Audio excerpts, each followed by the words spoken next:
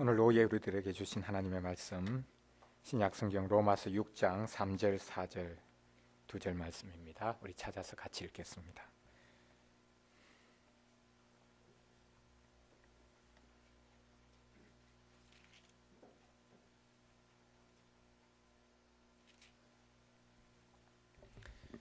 신약성경 로마서 6장 3절 4절 2절 말씀 우리 같이 읽겠습니다. 무릇 그리스도 예수와 합하여 세례를 받은 우리는 그의 죽으심과 합하여 세례를 받은 줄을 알지 못하느냐. 그러므로 우리가 그의 죽으심과 합하여 세례를 받음으로 그와 함께 장사되었나니 이는 아버지의 영광으로 말미암아 그리스도의 죽은 자 가운데서 살리심과 같이 우리로 또한 새 생명 가운데서 행하게 하려 함이라. 아멘. 우리가 같이 읽었던 이 말씀 보면 세례에 관한 이야기를 하고 있습니다. 하나님께서 눈에 보이지 아니하시는 복음의 약속을 말씀으로 들려주시고 또 그것을 우리의 눈에 보이게 확증하여 주시는 귀한 방편으로 승례를 허락하여 주셨는데 그 첫 번째 승례가 바로 세례입니다. 이 세례를 통해서 하나님께서는 우리의 눈으로 하여금 우리의 신분, 우리 자신이 어떠한 자들인지 분명히 보라고 말씀하여 주고 계십니다. 귀로 들은 말씀을 눈으로 보고 확정하라고 이 세례 예식을 허락해 주셨습니다. 그러므로 세례 예식은 그냥 단순한 의식이 아니고 하나님의 백성 교인 된다라고 하는 그런 단순한 의식이 아니라 하나님께서 복음으로 약속해 주신 그 약속을 우리에게 도장을 찍듯이 또 표를 주듯이 분명하게 확정해 주시기 위해서 허락해 주신 가장 고귀한 제도임을 우리가 알 수 있습니다. 이 세례가 가리키고 있는 것이 무엇인가? 그것을 오늘 본문에서 설명하고 있습니다. 세례라 하는 것은 예수 그리스도와 합하여 죽는 것이다. 그리스도의 십자가 죽으심에 동참하는 것이다 라고 말하고 있습니다. 역사적으로 2000여 년 전에 예수님께서 십자가에 달려 돌아가신 그 사건, 이제 그 사건에 우리가 믿음으로 동참하게 되는 이 놀라운 역사가 세례 시에 일어난다라고 말씀하고 있습니다. 그냥 죽기 위한 것이 아닙니다. 이 죽음은 새롭게 살아나기 위한 죽음이다라고 본문에서 말씀하고 있습니다. 그의 죽으심과 합하여 세례를 받음으로 그와 함께 장사된 우리는 그냥 죽어서 그냥 장사된 채로 있는 것이 아니라 그 죽음은 다시 살아나기 위한 죽음이다 라는 사실을 설명합니다.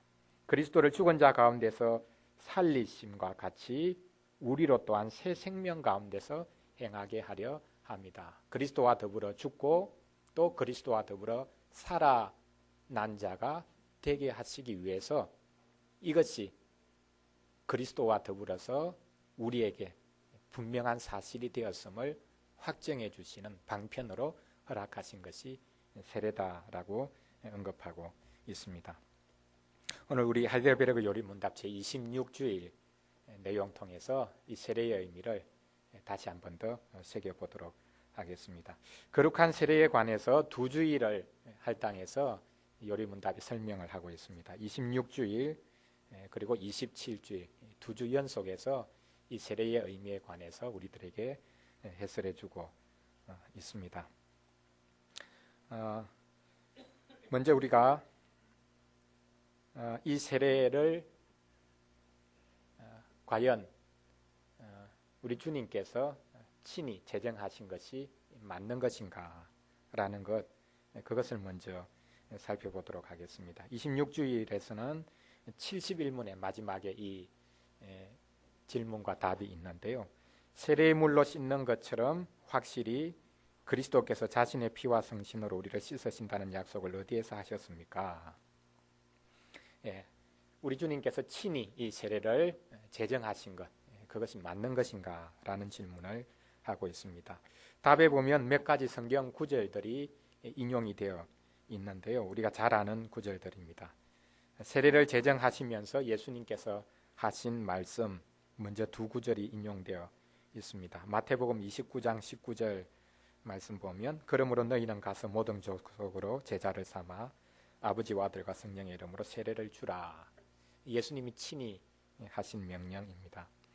그리고 마가복음 16장 16절에서도 믿고 세례를 받는 사람은 구원을 받을 것이요 믿지 않는 사람은 정죄를 받으리라 라고 말씀하셨습니다. 자, 예수님이 세례를 제정하신 때가 언제입니까? 언제 세례를 제정하셨습니까? 이 두 구절은 언제 예수님이 하신 말씀입니까? 예수님께서 십자가 달려 돌아가시고 그 다음 부활하셨습니다. 부활하신 후에 승천하시기 직전에 바로 이 세례를 제정하셨습니다. 그리고 예수님이 죽으시기 직전에 또 제정하신 또 하나의 의식이 있습니다. 무엇입니까? 성찬식이지요. 이 성례의 두 가지가 예수 그리스도의 십자가 부활을 가운데 끼워두고 앞뒤로 이렇게 배치되어 있습니다. 예수님이 죽으시기 직전에 성찬의 예식을 제정하셨고, 그리고 예수님은 죽으시고 3일 만에 부활하신 이후에 이 세례 예식을 제정하셨습니다. 그러니까 이 성찬식과 세례식은 두 가지가 다 예수 그리스도의 죽으심과 부활을 바라보도록, 그것을 가리키도록 예수님이 이렇게 제정하셨다라는 사실을 우리가 분명하게 확정할 수 있습니다. 십자가와 부활 이후에 세례가 제정되어졌습니다. 그러므로 이 세례 예식은 예수님의 십자가와 부활을 가리키고 있습니다. 예수님의 죽음뿐만 아니라 예수님의 살아나심을 가리키고 있습니다. 그리고 그 예수님의 죽으심과 살아남에 우리가 믿음으로 동참되어진다라는 사실을 가리키고 있습니다. 자, 그런데 우리가 마태복음 28장 19절 이 말씀을 보면 세례를 줄 때에 어떻게 주라라고 명령하고 계시는 것을 볼 수 있는데요. 아버지와 아들과 성령의 이름으로 세례를 주라. 삼위의 이름으로 세례를 베풀라고 친히 명령하신 것을 볼 수 있습니다. 그런데 여러분 성경을 한번 곰곰이 생각해 보십시오. 예수님께서 승천하시고 초대교회가 오순절 성령 강림으로 말미암아 세워집니다. 교회가 세워지고 이제는 믿는 사람이 세례를 받죠. 세례를 받을 때에 아버지와 아들과 성령의 이름으로 세례를 받았다라는 성경 구절을 보신 적이 있습니까? 사도행전에서, 서신서들에서 삼위의 이름으로, 삼위 하나님의 이름으로 세례를 받았다. 그런 구절들을 실은 찾아보기 힘듭니다. 이상하게도 삼위의 이름으로 세례를 받았다라는 구절이었고, 대부분 보면 예수 그리스도, 로마서에도 나오지만 우리는 예수 그리스도와 합하여 세례를 받은 자들이다. 예수 그리스도의 죽으심에 동참한 자들이다. 이렇게 예수 그리스도의 이름만 나오지 삼위 하나님의 이름이 다 같이 그렇게 등장되어서 그 삼위 하나님의 이름으로 세례를 받았다라는 그 구절이 성경 자체에는 없습니다. 구체적인 그 사건 가운데서 세례가 베풀어지는 그 순간에 이 삼위의 이름으로 그 세례가 베풀어졌다라는 것이 직접적으로 성경에 기록되지 않습니다. 그래서 많은 성경학자들, 특별히 자유주의 학자들은 이 마태복음 28장 19절 이 말씀은 예수님이 직접 하신 말씀이 아니고 초대교회가 생기고 난 다음 그들의 관습을 예수님이 하신 말씀으로 그렇게 전가시킨 말씀이다. 그렇게까지 말을 하는 것을 볼 수 있습니다. 교회가 교회를 든든히 세우기 위해서 세례라는 예식을 강화시키기 시작했고 거기에 삼위 하나님의 이름을 동원하기 시작했는데 이것을 예수님께서는 한 번도 하신 말 적이 없는데 시대를 거꾸로 거슬러 올라가서 예수님이 하신 말씀처럼 그렇게 덧붙인 것이다 라고 말을 하는 경우들이 있다라는 사실입니다. 그러나 우리는 예수님의 이름으로만 우리가 세례를 받는다. 그리고 예수님 이름 안에서 세례를 받는다. 예수님의 죽음과 합하여서 우리가 세례를 받았다라는 이 말이 예수님을 보내신 하나님의 역사, 그리고 또한 이 세례를 우리에게 유효하게 확정해 주시는 성령의 역사, 그것이 거기에 다 같이 포함되어 있다라는 사실을 우리가 알 수 있습니다. 예수님의 이름은 예수님의 이름 하나로 끝나는 것이 아닙니다. 그분을 보내신 분, 성부의 이름이 거기에 함축되어져 있습니다. 또한 예수 그리스도의 죽으심에 우리를 동참시키시고 이것을 믿게 하시는 성령의 이름, 그것이 또한 여기에 함축되어 있습니다. 그래서 우리는 세례를 받을 때에 다른 어떤 누구의 이름이 아니라 하나님의 이름, 삼위 하나님의 이름으로 우리는 세례를 받습니다. 그래서 여러분 세례를 받을 때 보시면 성인들이 세례를 받든지 유아가 세례를 받든지 성부와 성자와 성령의 이름으로 세례를 주노라, 그렇게 구체적으로 언급을 하고, 그래서 물을 한 번씩 이렇게 3번에 걸쳐서 찍어서 삼위 하나님의 이름 안에서 세례를 받는다라는 그 표시를 우리가 분명하게 볼 수 있도록 세례를 베푸는 것을 볼 수 있습니다. 삼위 하나님께서 우리를 하나님의 백성으로 인정하시고 확정해 주시는 놀라운 사건이 이 세례 사건이다라는 것을 알 수 있습니다. 이것을 외적으로 드러낼 때의 그 표시는, 세례의 표시는 무엇으로 나타납니까? 우리의 죄가 씻겨진다라는 것을 상징적으로 드러내주기 위해서 사용하는 방편이 무엇입니까? 그것이 물입니다. 물로 씻는 외적인 의식으로서의 세례를 행하라 라고 말씀하셨습니다. 물로 씻는다. 세례 요한이 와서 세례를 베풀었죠. 요단강에서. 요단강에서 어떻게 세례를 베풀었습니까? 요단강물에 들어가서 세례받은 사람, 세례받는 사람을 그 요단강물 속에 집어넣습니다. 머리를 눌러서 그 요단강물 속에 집어넣습니다. 그럼 그 사람이 보이지 않죠. 그것이 무엇을 말합니까? 가장 상징적인 것, 죽음을 말합니다. 이 사람이 죽었습니다. 그리고 요단강물 속에 머리까지 집어넣었다가 다시 끌어올리지요. 끌어올려지는 것은 무엇을 가리킵니까? 다시 살아나는 것을 가리킵니다. 죽었다가 다시 살아났다.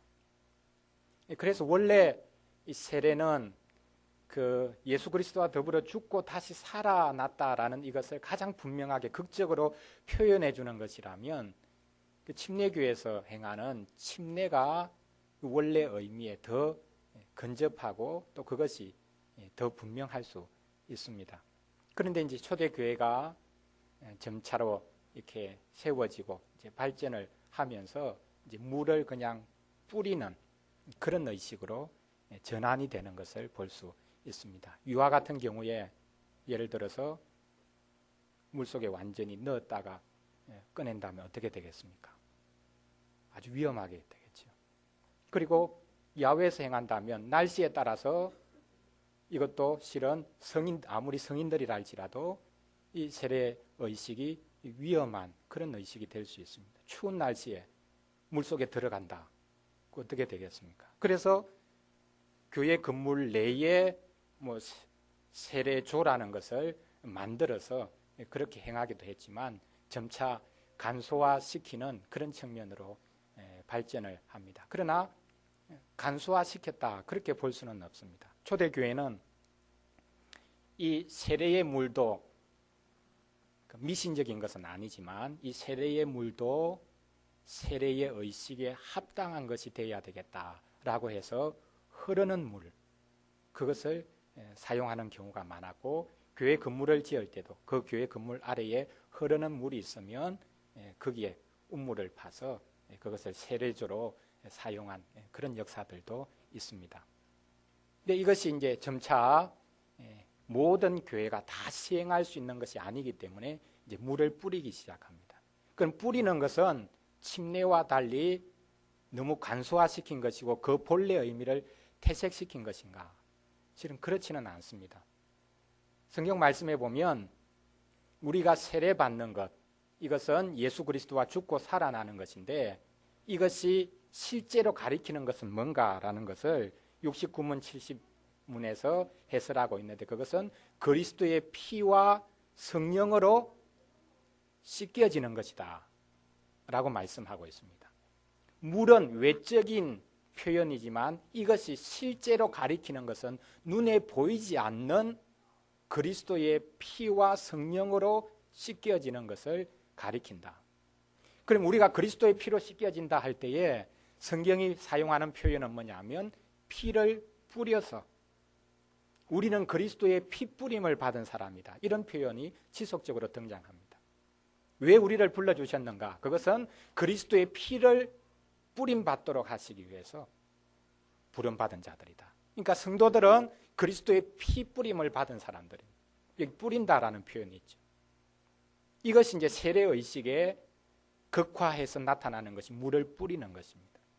그러니까 물속에 완전히 집어넣는 침례의식이 간소화되어진 것이 물 뿌리는 예식이 아니라 실은 이 상징이 더 분명하게 가리키고 있는 그리스도의 피 뿌림을 더 극적으로 드러내기 위해서 물을 머리에 뿌려서 이렇게 세례 예식을 행합니다. 그래서 단순한 관사가 아니라 오히려 본래의 의미, 이 세례가 궁극적으로 가리키고 있는 그리스도의 피 뿌림, 그것을 분명하게 드러내기 위해서 우리는 물을 뿌리는 예식을 통해서 이 세례 의식을 행하는 것을 볼 수 있습니다. 우리 두 번째로 이 세례 의식, 외적으로는 물을 뿌리는 의식, 이것이 궁극적으로 가리키고 지향하는 것, 그것이 무엇인가라는 것을 우리가 69문, 70문 두 가지 질문과 답을 통해서 확인을 해볼 수 있는데요. 우리 같이 한번 보겠습니다. 69문 질문을 이렇게 하고 있습니다. 그리스도께서 십자가 위에서 이루신 단번의 제사가 당신에게 유익이 됨을 거룩한 세례에서 어떻게 깨닫고 확신합니까? 이 질문 자체에 분명한 내용이 포함되어 있지요. 거룩한 세례가 무엇을 가리키고 있는가? 그것 자체가 목적이 아니라, 그것 자체가 신비한 의식이 아니라 이것은 그리스도께서 십자가에서 이루신 단번의 제사를 가리키고 있는 것이다 라는 사실을 이 질문에 이미 담고 있습니다. 그러면 어떤 방식으로 이 세례라는 것이 그리스도께서 십자가에 이루신 단번의 제사를 가리키고 그것을 분명하게 드러내도록 하는 것이 되어지는가? 그런 질문을 하고 있습니다. 우리 답을 한번 같이 읽어보겠습니다. 그리스도께서 물을 씻는 이 외적 의식을 제정하시고 그의 피와 성신으로 나의 영혼에 들어온 것, 곧 나의 모든 죄가 씻겨짐을 약속하셨습니다.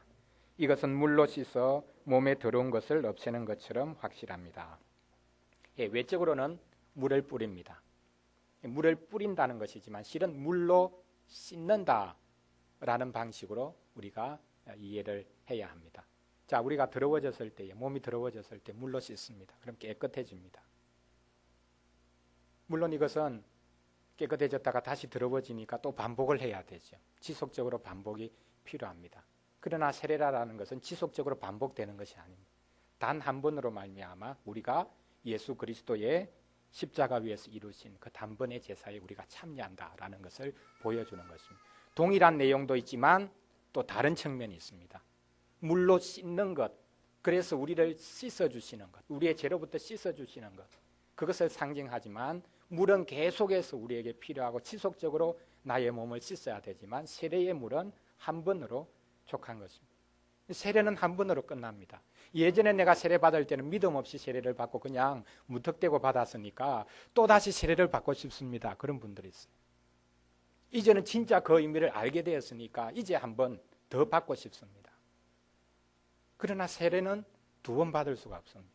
심지어 로마 천주교에서 영세를 받은 분들도 우리 기독교에서는 기독교로 개종을 하려고 할 때 세례를 다시 주지 않습니다. 삼위 하나님의 이름으로 베풀어졌기 때문에 그것은 하나님께서 유효하게 받으셨을 것이다 라고 우리는 믿고 재세례를 주지 않습니다. 단지 입교 예식, 그것을 행할 뿐이죠. 물로 씻는 것은 동일하지만 그러나 차별이 있는 것은 단 한 번의 이 씻겨짐, 단 한 번의 물 뿌림을 통해서 우리가 온전하게 하나님 앞에서 의인으로 설 수 있는 은혜를 그리스도의 십자가로 말미암아 얻었다라는 것을 우리는 공적으로 확정받게 됩니다. 자, 이것이 물로 들은 몸을 씻는 것처럼 우리를 하나님께서 깨끗하게 씻어 주시는 그것이 확실하다라는 것을 이 외적인 의식을 통해서 보여주시는데, 궁극적으로 우리를 씻어주시는 것이 무엇인가 라는 것을 여기서는 그의 피와 성신으로, 그의 피와 그리스도의 피와 성령으로 나의 영혼에 들어온 것, 곧 나의 모든 죄가 씻겨짐을 약속하시고 확정하신다. 무엇을 통해서요? 세례의 물을 통해서 확정해 주신다라고 말씀합니다. 이것을 70문에서는 조금 더 구체적으로 이 두 가지, 그리스도의 피로 씻겨지는 것, 그리고 성령으로 씻겨지는 것, 왜 이렇게 두 가지로 구분했는가, 이 두 가지가 어떤 의미가 있는가라는 것을 질문하고 답을 합니다. 그리스도의 피와 성신으로 씻겨진다는 것은 무슨 뜻입니까? 질문을 합니다. 우리 답을 같이 한번 읽어보겠습니다. 그리스도의 피로 씻겨짐은 십자가의 제사에서 우리를 위해 흘린 그리스도의 피로 말미암아 은혜로 우리가 하나님께 제사함 받았음을 뜻합니다. 성신으로 씻겨짐은 우리가 성신으로 새롭게 되고 그리스도의 지체로 거룩하게 되어 점점 더 죄에 대하여 죽고 거룩하고 흠이 없는 삶을 사는 것을 의미합니다. 물세례, 물로 세례를 받는 것은 두 가지 궁극적인 씻겨짐, 그리스도의 피로 인한 씻겨짐, 그리고 성령으로 인한 씻겨짐, 이 두 가지를 가리키고 있다. 외적으로 드러나는 것은 물 하나지만 이것은 두 가지의 씻겨짐을 우리에게 보여주고 있다. 그리스도의 피로 씻겨짐과 성령으로 씻겨짐을 우리에게 보여준다 말합니다. 그리스도의 피로 씻겨진다라는 것이 무엇입니까? 십자가의 제사에서 우리를 위해 흘린 그리스도의 피로 말미암아 은혜로 우리가 하나님께 제사함 받았음을 의미합니다. 세례를 통해서 우리는 그리스도께서 당신의 피로, 당신의 흘리신 보배로운 피로, 십자가의 희생으로 우리의 모든 죄를 씻어주셨다라는 것을 확정하시고 보여주기를 원하십니다. 우리가 물로 씻겨지는 세례를 볼 때에 그 이면을 볼 수 있어야 됩니다. 그리스도께서 십자가의 피로 우리의 모든 죄를 씻어주셨다, 덮어주셨다.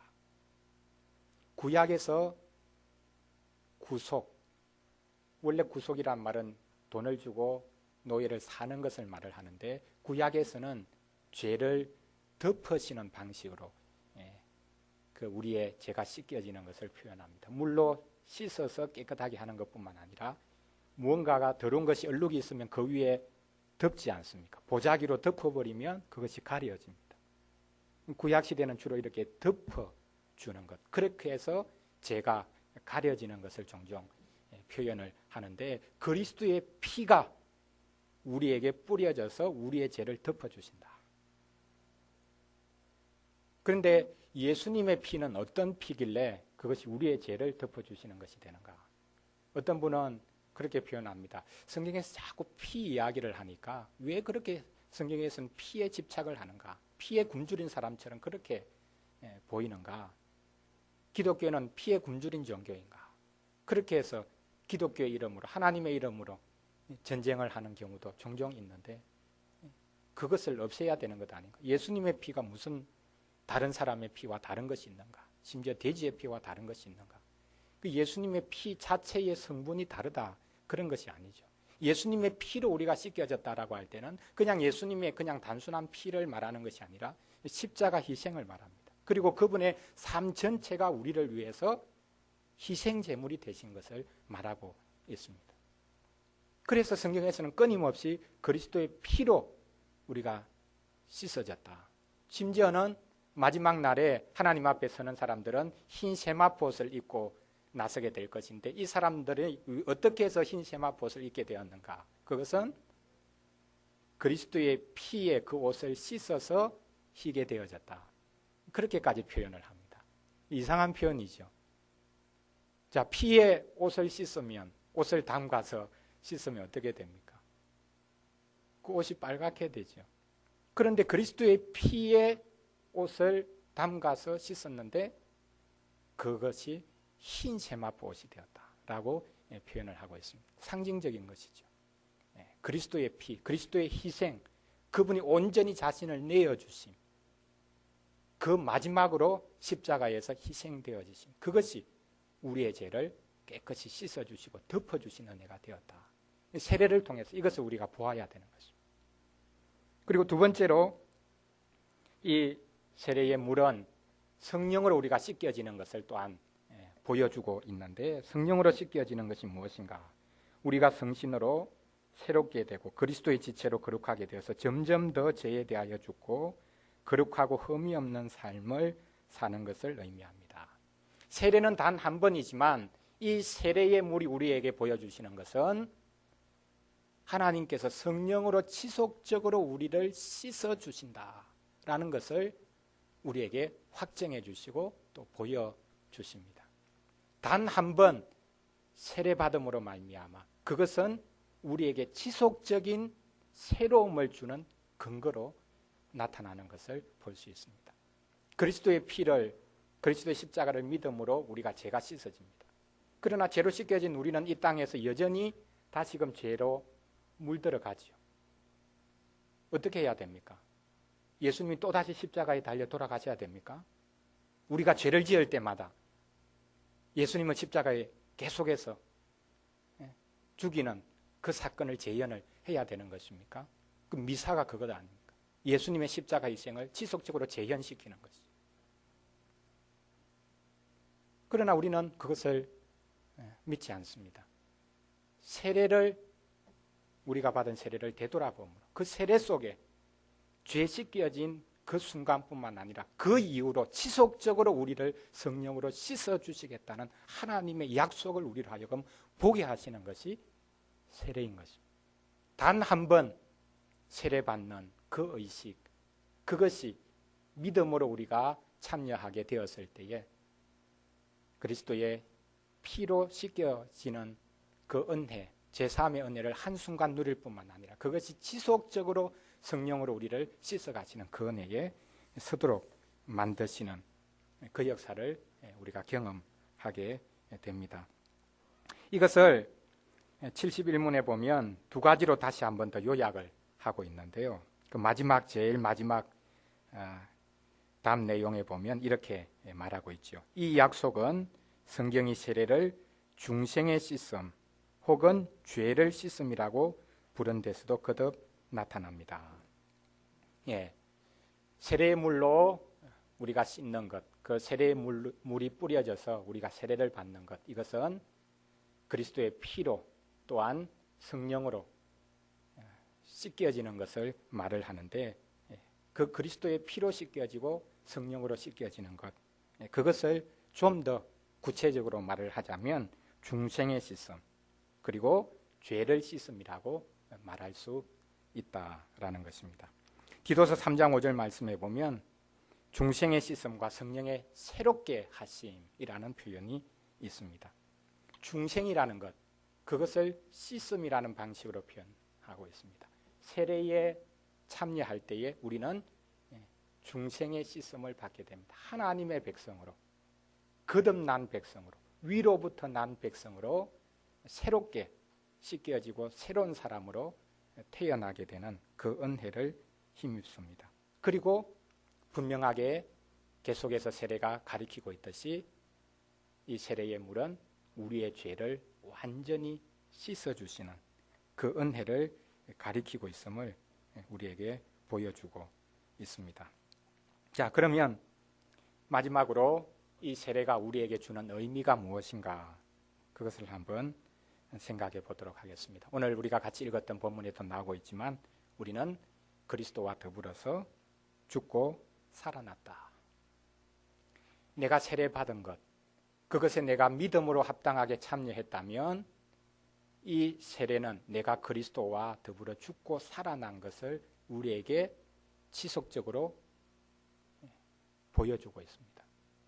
그리고 다른 성도가 세례를 받는 장면을 내가 바라보면서 나의 세례받음을 다시 상기해서 저 성도가 지금 물로 씻겨지는 것처럼 나도 예전에 물로 씻겨지는 세례를 받았음으로 말미암아 그리스도의 피와 성령으로 내 죄가 씻어졌고 지속적으로 하나님께서 나를 씻어주시는 그 백성이 내가 되었다라는 그 확정을 우리는 받을 수 있는 것입니다.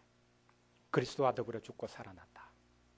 그러므로 세례 예식만큼 우리의 신앙생활에 있어서 복된 것이 없습니다.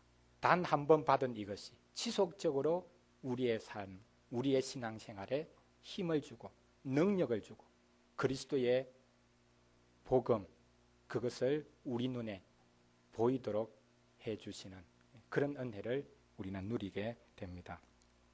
재밌는 것이 고린도전서 1장 말씀에 보면요, 사도 바울이 고린도 교회가 이렇게 나누어지고 분리되어 있는, 분열되어 있는 여러 파들로 나누어져 있는 그 상황에 대해서 설명을 하면서 예수님의 나누어지심, 그것이 실은 그들이 받은 세례와 얼마나 어울리지 않는 것인가라는 것을 말하고 있는 것을 볼 수 있습니다. 고린도전서 1장 13절 말씀에 보면 그리스도께서 어찌 나뉘었느냐, 바울이 너희를 위해 십자가에 못 박혔느냐, 바울의 이름으로 너희가 세례를 받았느냐, 누구의 이름으로 너희가 세례 받았냐, 그것을 한번 보라. 누구의 이름으로 세례를 받았습니까? 예수 그리스도 이름으로 세례를 받았습니다. 예수 그리스도 이름으로 세례를 받은 사람들이 각각 나뉘어져 가지고 나는 바울파다, 나는 베드로파다, 나는 아볼로파다, 심지어는 어떤 파까지 있었느냐 하면 그리스도파도 있었습니다. 인간의 이름이 아닌 그리스도파니까 이 그리스도파가 가장 신앙적인 파가 아니겠습니까? 그러나 그리스도라는 이름을 왜 붙입니까? 다른 바울파, 게바파, 아볼로파를 대적해서 우리가 더 나은 자들이다, 우리만이 유일하게 하나님의 그 사랑을 힘입은 자들이다, 그렇게 주장하는 것이 되기 때문에 오히려 그리스도파라고 하는 사람들이 더 분열을 일삼고 더 그리스도의 이름을 욕하는 자들이 되어지는 것입니다. 너희들이 누구의 이름으로 세례를 받았는지 생각해보고 지금 이 분열상을 한번 돌아보라 라고 말씀하고 있습니다. 그래서 심지어 바울이 복음을 전하는 자신의 태도까지 거기에서 유추해서 설명을 하기를 어떻게 설명하느냐 하면 고린도전서 1장 17절에 그리스도께서 나를 보내시면 세례를 베풀려 하심이 아니요 복음을 전하게 하려 하십니다. 내가 세례를 주려고 지금 이곳에 온 것이 아니다, 너희들에게 들어간 것이 아니다. 나는 누구로부터 세례를 받았다, 누구 파다. 그래서 그 사람, 세례를 준 사람 중심으로 뭉쳐서 파를 만드는 것. 나는 세례 주기 위해서 보냄받은 것이 아니라 복음을 전하기 위해서 보냄받은 것이다. 그래서 우리의 삶 전체를 무엇을 비추어서 보아야 되느냐 하면 세례를 비추어서 내 삶을 돌아봐야 합니다. 내가 예수 그리스도의 이름으로 세례를 받고 그분과 더불어 죽고 살아난 자다. 그러면 우리의 교회 생활이 어때야 됩니까? 서로를 바라보는 모습이 어떠해야 합니까? 지금 사도 바울이 고린도 교회의 가장 큰 문제, 이 분열상을 너희들이 누구의 이름으로 세례받았느냐, 그것을 가지고 그 문제를 해결해야 된다고 접근하고 있는 것을 볼 수 있습니다. 마지막으로 우리는 세례에 의해 사는 성도가 되어야 할 것입니다. 세례는 지속적으로 우리가 하나님의 백성 되고 그 하나님의 백성으로부터 결코 떠날 수 없는 자임을 확정해 주는 것입니다. 그래서 우리는 의심의 문제에 시달릴 때마다 내가 과연 하나님의 백성인가 그렇게 고민에 빠질 때마다 늘 돌아가야 되는 자리는 내가 받은 세례의 자리입니다. 그래서 성도는 세례에 의해 사는 사람들이에요. 종교개혁자 마틴 루터도 그 마틴 루터 영화에도 나오지만 그가 끊임없이 수도하지 않습니까? 그리고 마귀의 음성을 듣고 너가 과연 하나님의 사람이냐, 너가 그렇게 종교개혁을 주장할 만한 그런 의로움이 너에게 있느냐, 그렇게 끊임없이 마귀가 공격하고 그 소리를 그가 양심을 통해서 들을 때마다 최종적으로 마틴 루터 자신이 돌아간 곳이 어디였느냐? 물론 말씀이겠죠. 그러나 눈에 보이게 확정해 주는 요소, 돌아갈 곳이 있었습니다. 어디겠습니까? 세례입니다. 내가 세례 받았어. 그래서 나는 하나님의 백성이야. 내가 세례에 믿음으로 참여했기 때문에 나는 그리스도와 더불어 죽고 그리스도와 더불어 살아난 사람이야. 이 사실은 변할 수가 없어. 그래서 세례를 주시기 전에 구약 시대에는 하나님께서 이 언약의 백성의 표징으로 주신 것이 뭡니까? 할례 아닙니까? 그죠? 그 할례는 육체에 새겨 넣는 것이거든요. 육체의 표시가 나는 것입니다. 육체의 그 표시만 딱 보면 아, 내가 하나님의 백성이구나. 물론 그것은 육체의 표시 자체가 중요한 것이 아니라 구약에서 지속적으로 너희들의 마음의 할례를 받아야 된다. 그 사실을 강조하죠. 이 표시가 있기 때문에 그것을 믿음으로 가지고 있는 사람은 자신의 하나님 백성됨에 대해서 언제든지 돌아갈 수 있는 곳이 있고 그가 믿을 수 있는 그 요소를 가지고 있는 것입니다. 세례도 마찬가지입니다. 그런 의미에서 우리는 세례를 귀하게 생각해요. 세례받는 자리, 하나님의 백성으로 온전하게 거듭나는 자리. 그리고 우리는 내가 세례받은 그 순간을 늘 떠올리면서 나는 하나님의 백성일 수밖에 없다. 하나님이 눈에 보이는 분명한 표시, 인을 우리에게 주신 그것에 다시금 돌아감으로 우리가 하나님의 백성됨을 다시 한 번 더 확인하고 새롭게 하면서 우리가 이 땅 가운데서 연약하기 때문에 복음을 귀로 들려주실 뿐만 아니라 이것을 우리 눈에 보이게 확증해 주신 세례를 통해서 우리는 다시금 하나님의 백성으로서는 은혜를 힘있게 될 것입니다. 기도드리겠습니다. 하나님 감사를 드립니다. 오늘 저희들에게 찾아와 주셔서 거룩한 주일을 통해서 말씀하여 주시고 하나님의 백성된 저희들의 자리를 다시금 확인해 보는 복된 은혜를 허락해 주시니 감사드립니다. 귀에 들리는 말씀뿐만 아니라 그것은 듣고 우리의 귀를 울렸다가 우리의 마음속에 자리 잡기도 하지만 이 세상 상황 가운데서 그 말씀을 잊고 흘려보내는 경우도 많기에 저희들에게 눈에 보이도록 우리가 하나님의 백성임을 그리스도의 피와 성령으로 씻겨진 자들임을 확정시켜 주시기 위해서 세례로 저희들에게 보여주시니 감사드립니다.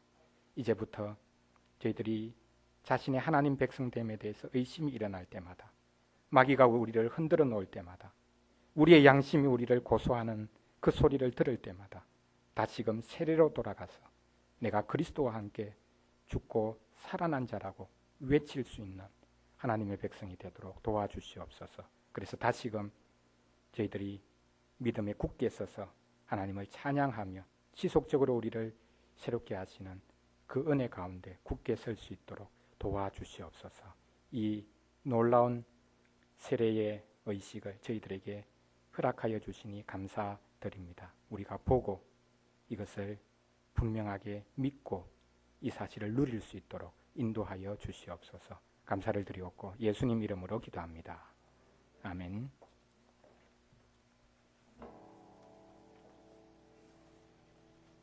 몇 가지 광고 드리겠습니다. 오늘 오전에 있었던